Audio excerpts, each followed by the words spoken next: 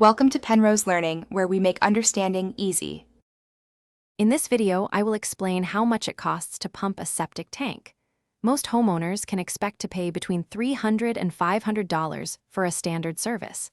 This general range applies to typical residential systems, usually between 1,000 and 1,500 gallons. Keeping your septic system well-maintained is crucial, preventing costly future repairs. Understanding these potential expenses helps with your home budget planning. The size of your septic tank is a primary cost driver. Larger tanks, like those over 1,500 gallons, naturally cost more to pump.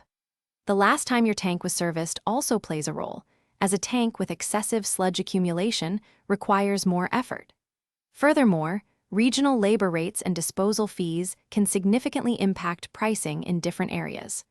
Always consider these three elements when estimating your expense. You might encounter additional fees for specialized services beyond the basic pump. If your septic tank lid is buried deeply, professionals might charge extra for excavation to access it. Emergency services, required during an unexpected backup, also come at a premium compared to pre-scheduled maintenance. Inspections for real estate transactions or clearing stubborn clogs represent other potential added costs. To save money and maintain your system, schedule routine pumping every 3 to 5 years, depending on household size and usage. Avoid flushing non-biodegradable items like wet wipes or grease, which can quickly fill your tank.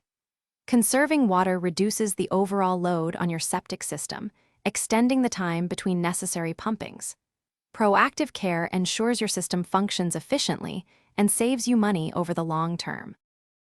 Thanks for watching. If this was helpful, leave a like and consider subscribing. See you next time.